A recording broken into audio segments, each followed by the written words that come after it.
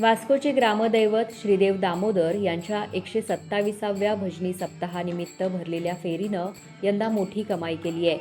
7 दिवस चाललेल्या या फेरीतून मुरगाव नगरपालिकेच्या तिजोरीत आत्तापर्यंत तब्बल 1,14,00,000 रुपयांचा महसूल जमा झालाय. विशेष म्हणजे हा आकडा आणखी वाढून सुमारे 1,20,00,000पर्यंत जाण्याचा अंदाज आहे. वास्कोमध्ये 18 ते 24 ऑगस्ट दरम्यान दामोदर भजनी सप्ताहानिमित्त भव्य फेरी भरवण्यात आली होती.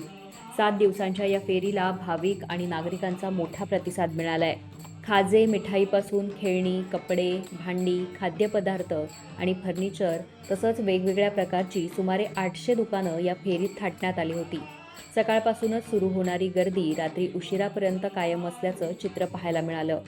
या फेरीतून मिळणाऱ्या परवान्यांच्या माध्यमातून मुरगाव नगरपालिकेला मोठा महसूल मिळालाय. दुकानांच्या प्रकारानुसार पालिकेनं वेगवेगळे दर निश्चित केले होते. यामध्ये खाजे विक्रीच्या दुकानासाठी प्रति चौरस मीटर 800 रुपये, भांडी आणि फर्निचरसाठी 1200 रुपये, तर इतर प्रकारच्या दुकानांसाठी 1600 रुपये दर आकारण्यात आला होता. लहान दुकानांसाठी 7 दिवसांचा परवाना 7,000 रुपये, तर मोठ्या दुकानांसाठी 8,250 रुपये आकारण्यात आले होते. गेल्या काही वर्षातील आकडेवारी पाहिली तर फेरीचा महसूल सातत्यानं वाढताना दिसतोय. 2023मध्ये मुरगाव पालिकेला सुमारे 97 लाख रुपये महसूल मिळाला होता. 2024मध्ये हा आकडा 1,03,00,000वर गेला, तर 2025मध्ये हा आकडा 1 कोटी रुपयांपेक्षाही अधिक होता.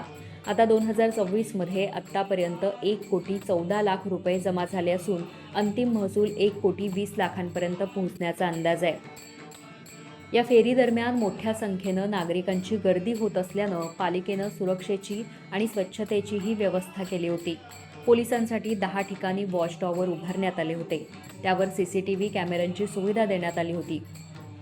तसंच या फेरीमध्ये 40 टॉयलेट्स उपलब्ध करून देण्यात आले होते.